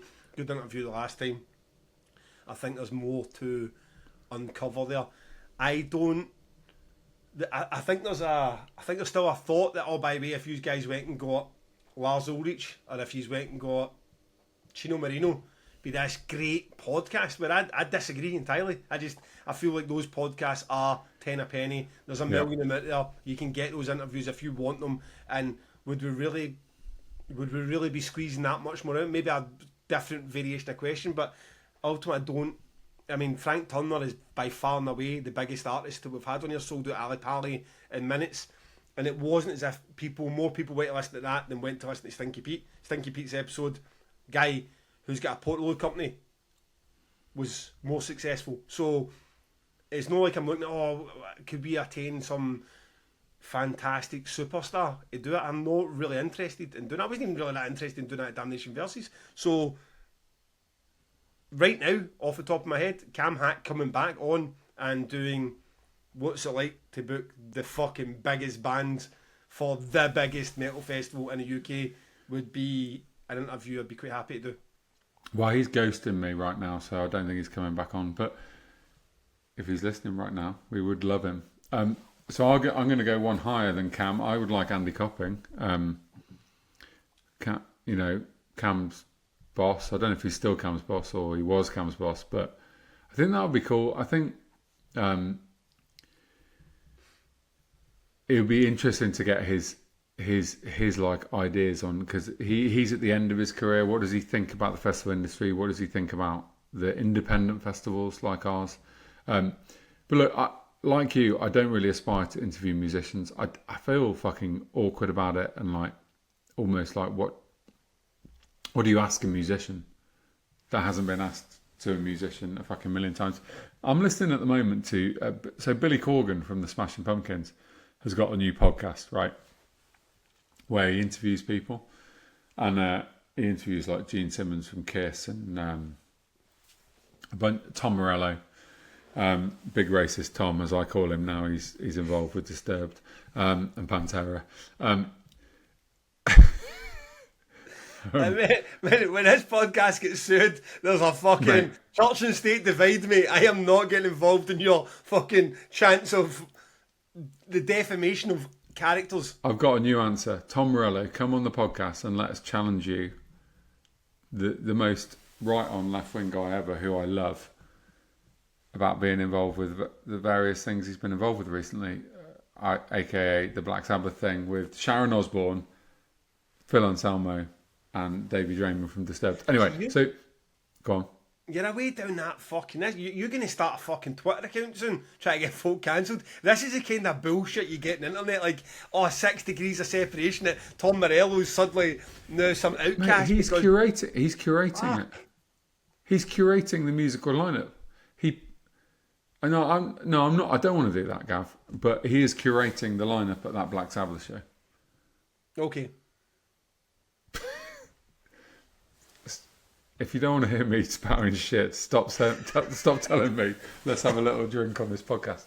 So anyway, look, I would like to interview Cedric and Omar because they don't do interviews anymore from driving the Mars Volta. I would also like to interview a promoter that has done some mad shit that's gone wrong. So the Woodstock 99 promoter would be cool. And what about, I think this is the answer, that Billy guy from Fire Festival. That would be fucking good, right? We could have a lovely time, man. Is there an interview even there, though? Is it, because you're a bit like you get a promoter that's maybe went in and had a right bashed it and it's all felt to shit, but is he even a promoter, or is he just a professional con artist? But wouldn't you just want to ask? Aye, okay. Well, no I do. Start sending out the fucking emails, alright? Yeah, let's do it. That's what we do. Evan Pendergast. Lovely guy from Walnout who came across to see the Manchester show. Legend. What was the worst email you've ever received from a band or from anyone who has tried to get on to any of your festivals? Jamesy boy. Well, thanks for the notice on thinking about this question, Gav. Okay, listen, you think for another 30 cents because you're clearly struggling. See, when I'm in a field with you and you're beer 13, I don't know because I'm in beer 13 or cider 13 with you, you seem alright, but you have a couple of beers in your own house and it's all this, like, slurred chat, half awake nonsense. They're like, what the fuck's going on? Spark back into your life, son. Mate, that is a hard question to answer. Right, I'll tell you.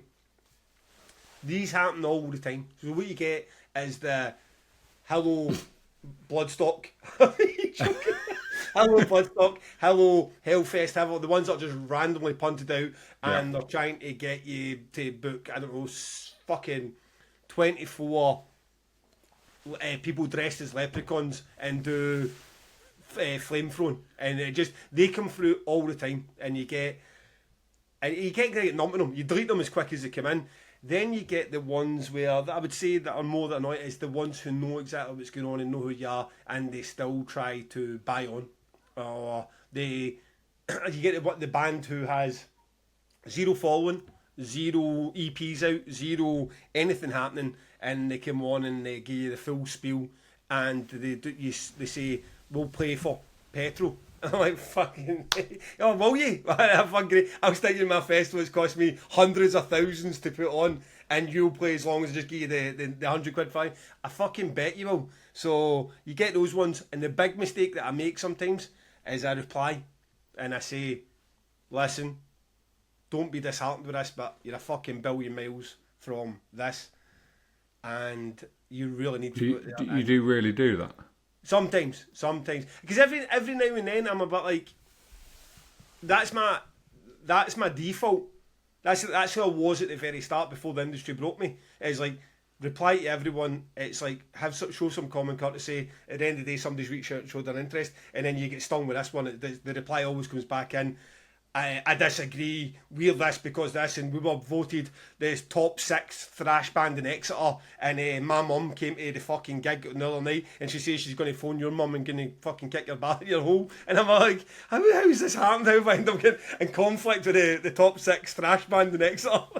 And I just like, so no, I delete them, and it breaks my heart. Still, there's a wee bit of me, the decent part of me, that's still like, deleting somebody's email when they've reached out to you is not the thing to do. But I've learned a lesson that replying to it all is not an option.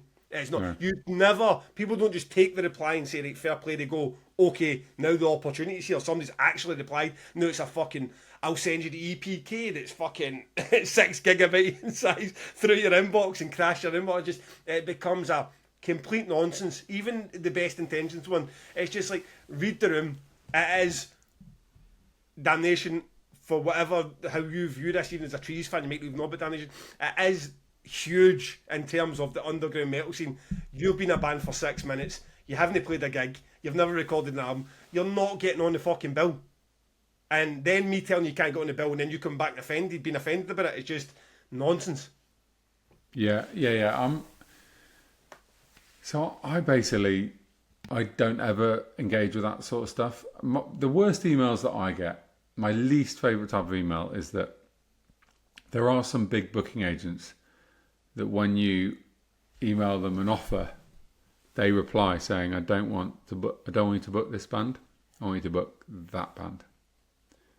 So let's just make up 2 bands, Metallica and Iron Maiden.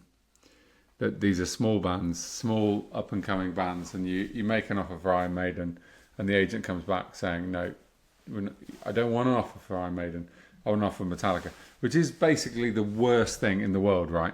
That's the terrible, awful thing to happen, because the other band don't ever know that happens. They don't ever know they had that opportunity that's been taken away from them to play on a big festival stage, and that is shit. And other than that, I mean, at some point I have decided that I am not going to let I said last week, don't contact me on Instagram or Facebook because you're not going to get a reply. Also, don't send me a bullshit like generic band email because I'm not replying.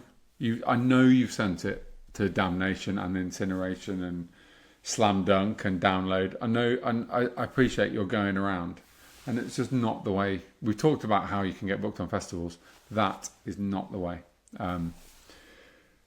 So yeah, if I'd had more than 18 seconds, I could probably think of a specific example, Evan, but that's the best I can do. There's aggressive ones as well when you get the agents, especially agents like you should book this band. Like, it's not a good fit for Damnation. They come back and like, yes, it fucking is. Like, I tell you what, you're fucking half-wit. You try and organise fucking Damnation and sell 6,000 tickets to extreme metal fans and then come back and tell me how that worked out for you. Because, listen, you might have 40 years in this industry. You might be at every fucking international backslapping fucking cocksucking conference there is. And you might be, but you don't organise Damnation. So there's one thing I'm an expert at, and there's one thing you're not, and it's organising Damnation successfully for 20 years. So don't tell me the fucking bands that are going to work when I'm telling you they won't. And I'm telling you politely. It's no one for us. How about that? No, you should go with this one. Like, who the fuck are you talking to? Yeah. You know what I mean? Absolutely. So I don't get this at ATG that much, but at Trees I get it all the time because a lot of those agents, like, they kind of book in bands that, like, they're either like commercial rock bands or commercial, what I would call indie bands. And I'm very clear on, eventually you stray too far into the fucking jingly jangly, and I'm like, no, you're not in. And they're like, well, I've got your headliner. I'm fucking Taking Back Sunday's agent, or I'm X on Fire's agent, or whatever, and I feel like all these bands fit. And I mean, Actually, to be fair, Alexis on Fire's agent listens to this podcast, and he's not one of the guys that does that to me. I suddenly had like a fucking panic attack. And also, can we be fair, I think I'm very clued in what happens at Damnation with Box. And you're a bit all over the fucking gaff, you know what I mean? You're a bit like, next year, Modest Mouse will headline 2000 Trees. You're like, I was always in Modest Mouse. Like, it's a broad right? church. It's a broad church. Like 2000 Trees is a broad church, and every year. So metal's quite a static thing, I think, because I'm ultimately a metal fan, right? It's quite a static thing, and the genres are set, and whereas with like 18-year-olds and what they like is a fluid thing. So 2000 Trees is a much more fluid genre-wise. Like if I'd looked at what we put on now 7 years ago, I'd be like, what the fuck is this? This isn't a fucking rock band. Well, it is a rock band. So it's more complicated, I think. I hear you. Right, okay. We had at the hour and a half mark. You have went, I don't know, 3 hours, I think. I went to breaks and you went for a bottle of absinthe. So we are going to... Mate. Well, no, you're all good. Let's delete the episode and start again. We'll start again tomorrow. Wait till I hear the audio. So we'll do another couple of questions, and you ready for the big one? This is the big one. Rich credentials. What's your picks for a meal deal? He had a second bit that was a bit shit. I'm like, where do you get it from? And I'm like, who the fuck gets a meal deal anywhere really other than Tesco? But let's knock that bit in the head. WH Smith does a great meal deal, right? Sainsbury's does a great meal deal. But the meal deal's a Tesco thing, innit? You go for a Tesco meal deal when you're in the UK. So we just go there. What's in your meal deal, James? A shame your family name follower. Well, I really like the thing about the Tesco's egg sandwich is that it has way more egg than any other. Get on YouTube if you're not watching YouTube right now, everyone. So I'm going to go for an egg mayonnaise sandwich with some cheese and onion walkers and a diet coke. Sorry, just because I can't quite. I missed the segment, so you go to egg, mayonnaise, and what else? Cheese and onion walkers, diet coke. I like an all-day breakfast, but I don't think Tesco does that very often. Well, here's the thing, right? Here's the thing with yours, right? You know why it's called a meal deal? Because when you put the 3 items together, the cumulative price would be more than what you'd been up and paid for separately. I'm aware of that. See, when you take an egg mayonnaise, mate, it'd be cheaper buying it separately because it's the fucking cheapest, worst, shitty, poverty-stricken sandwich that's ever existed. Mate, do you just go, oh my god, it's a steak sub. I can't believe they put steak in my fucking sandwich. I'm going to buy that. Mate, if I'm going up to the meal deal, right, and the meal deal's $3.50, but now post-Brexit, 18 quid, and the egg mayonnaise is 99 pence, and the triple fucking chicken club one is $3.20. I'm not picking the egg mayonnaise. No, wild. And also, because I'm not a danger to children, I am not picking the egg mayonnaise. I've been on tour with you. I'm not fucking taking your advice on eating. You're not eating right. Oh, please, don't let this be the one podcast. Listeners, do not be this the one that you still agree with James, that anyone's went to a meal deal and picked up egg mayonnaise. So my ultimate supermarket sandwich would be an all-day breakfast, but I don't think Tesco's do one. They do. They absolutely do. So the real answer, the correct answer is you go for either the all-day breakfast, like the triple combo where it's got the...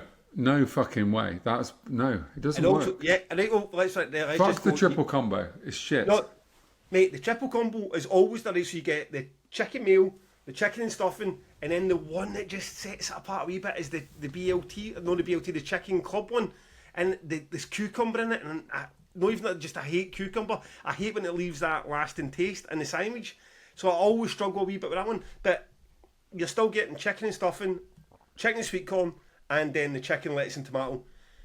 That's the answer. Right, you get 3. If you want to buy it separately, it'd be like £3.29, no 99 pence. Who the fuck buys egg mayonnaise anyway? Terrible and then answer. Your choice of crisps are beef full hoops, pickled onion monster munch, or chili heatwave. But let's go with beef full hoops, and then you pick up a Fanta. And mate, because they don't go out buy Fanta either. He's only choosing beef hula hoops because if you walk down Glasgow High Street with fucking cheese crisps, you get punched in the face. But beef hoops are a shit idea. You walked in Glasgow High Street where egg sandwich people chuck you change. You get people throw money at you so you can go get yourself a proper fucking meal. Oh, honestly, James, I don't know how you find ways. I don't know how you manage to make this worse for yourself. Egg mayonnaise sandwich in a meal deal. I can't believe we're even having this fucking conversation. Okay. Finally, because this is us, we're done. Well, you go, right, you go. You pick a question, so you pick one. I think we could do quick fire on the last three. Hey, fuck it, go for it. We could do quick fire, though. Callum McMillan.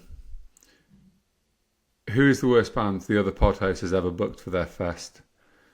The one that made you go, why the fuck did they book them? They're stinking. You got to go quick fire.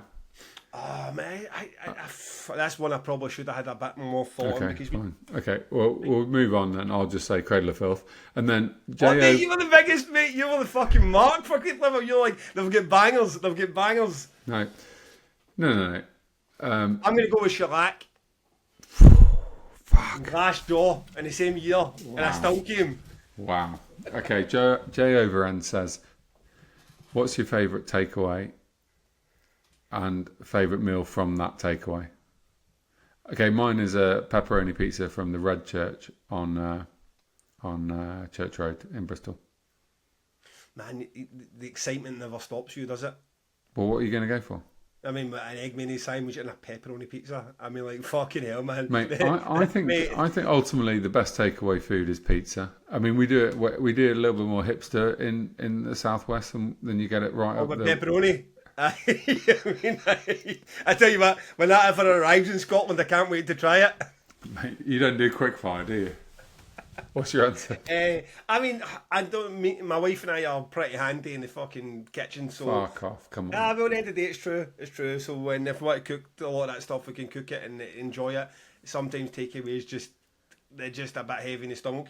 However, if you're going to go for one of those hangover Sunday days where you get that big, sloppy, yellow, Scottish, Chinese curry, fried rice, prawn crackers, the Tom Begley special when he come up, that's the dinner you're never really going to cook for yourself, are you? Because it's probably got so many fucking illegal additives in it, you can't do it. So either from any 2-bit dingy fucking Chinese, we'll all do it pretty much the same. Good. Okay, and then the final question is from Steve Bock. Shag, marry, kill. Bry, Loose Bruce, Begley. Easy, right? It's fucking easy. Go for it. Go. So you're going to marry Bry. I've looked into Bry's eyes, and he is definitely the guy you're going to marry. You can trust Bry. And the person you're going to kill is Loose Bruce, because he's a fucking Man City fan. He doesn't like the Mars Volta. And the person that you're going to shag is Begley, because he's sexy. He's like a... He'd be quite a lazy lover, I think. But also amenable. A lazy lover. He would be lazy, wouldn't he? He's not going to be. He's not hanging off the ceiling, but he's a pretty guy. I think Tom is a pretty guy, and then that's my answer. He looks like a thumb. He's like a thumb. I think he's amenable. I think he's open to suggestions on new, if you say to Tom, let's go here and do this, he just goes, yeah, I'm in. You don't think the wee weirdo that makes the sausage called It's Come is more amenable to like fucking exciting stuff? He's a Man City fan. He's getting fucking killed. I mean, we might as well bang him then. So, come on, what's your answer?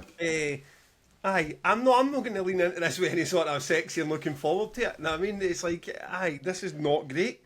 So marry, definitely, Bri. We are technically married in a way. I mean, we've had more difficult conversations about posters than me and my wife have had about our own marriage. And the big man is in a good mental space to deal with us in this fucking podcast. Definitely marry Bri. Shag. Okay, I'll take the wee blonde-haired Man City guy. I mean, wee wig on that, he'd be fine. And honestly, I think he's probably up for it. Probably up for it. He would. It's like, I'm sorry, Amber. I mean, he's got a beautiful girlfriend, but I also think he would also be up for it. He's just that way. Everything's a fucking laugh to him. And then, sorry, Tom. And I did shit in you in the last podcast. I did say that Meryl Streep artwork wasn't by your pal. And it turns out the second that album artwork was by your pal. So you have been right about something. It just happened to be the one thing I mentioned on the podcast. He wasn't 11 a reef. you have been to 11 a reef. I should never have said that. I should never have claimed otherwise. But he's gonna have to get killed because I'm definitely no shagging him and I'm not marrying him for fuck's sake. He's going to be gutted, man. He's going to be gutted. I mean, really? You think, oh well, Tom, Gav is going to bang you or shoot you? He said, oh well, good. I'm glad it was getting shot. So, aye, I think he's all right with that. Wow. That was a random fucking Q&A. It was. I think ISO Merch they really want to be at the end of this. ISO Merch have won the ad read of the year. Now, we're slap bang in the middle there, finished. So hopefully you went and you took advantage of the 20% offer. 10% Pod 10 is now still going, still active. You know the drill by this point. I am not going to give you all the reasons why you should go there. You know, if you like fucking music, you like merch, you like patches, you like beanies, go to isoremerch.com and get what you need. Just make that your home or places to go to when you want to get fucking merch for under 20 quid instead of getting ripped off at concerts 40, 50, 60 quid. So aye, as long as the orders keep coming in, Ali is all good and he'll be delighted that he came after Lose Bruce and Tom Begley getting shagged, married and killed. Okay. On the record, big man, Let's hit me up. So I'm going to choose Immolation by the band Messer, who are playing Damnation this year. Never played Arc Tangent, but I feel like it's a thing that should happen. I really like the new album. I think they're really cracking band. So the genre is Doom, right? But it's nothing like most Doom bands you listen to. Like it's kind of 60s and 70s in vibe. So it's not like super heavy or super sad. I really like her voice is amazing. The guitar solos are amazing. They got the fucking stupid guitar solos, which is right up my street. I got loads of time for this band. They've got songs and they've got riffs and they've got fucking actual choruses. But it is Doom, weirdly. So I was into Messer on the last 2 albums, I think, and I'm into them on the new one. So great. I've never seen them live. Fucking bring it on. Bring on Damnation. It's going to be incredible. I think they're one of those sneakily big bands. Like, they've got serious listeners on Spotify and probably do numbers, but just bubbling away in the surface. One of the ones that are probably big in Europe. So looking forward to seeing what they do at Damnation, and I totally agree. Absolutely fucking fantastic. I'm picking EF or F, Hello Scotland. But now it's kind of flicking the back of my mind. Did I've already put EF on and then change it? I feel like I wrote it down on on the records and then maybe didn't get to it or changed my mind. So I am going at. They are playing the album Give Me Beauty or Give Me Death in full at Damnation exclusively for the UK. It's gentle, beautiful post-rock. If you like your Dinner Celestial Birds, Maybe She Will, Mono, these kind of bands that are not slapping you about the dish with heavy fast riffs, but it does get there. The big climax for them as well. Really good. The kind of post rock you can put on beside my wife, and she'll be like, "Oh, who's this?" It's lovely, and that is EF or F, which I think they probably will be F now that you've suggested that to me. So let's slap that bad boy on there too. Fantastic. Let's do it. Mate, we got there. This is one of these podcasts you can listen back and then you hear it for the first time yourself. But I wake up the next morning thinking, fuck's sake, I'm a professional. I spent so much time crafting my career and now I've ruined it with a couple of rums. Nah, the rum's definitely. You're going to be okay, Gav? I think it's fine. Where did you go? You never went too far in any direction, did you? It was all good. We kept away for the politics. We done well. We never insulted anybody. I mean, it was Alexis on Fire's agent. He's probably going to have a conversation with you in a minute. Ross is fine. Ross is good. Otherwise, everybody else is all good. I am going to go down and try and patch up my marriage with my wife, who wants to watch The Handmaid's Tale. You enjoy your holiday, mate. Thanks, mate. Have a cracker. No need for a fucking phone sellotape to a window. This is it. Do you want an exclusive? Yes. The next podcast, we're going to talk about the Arctangent Clash Finder.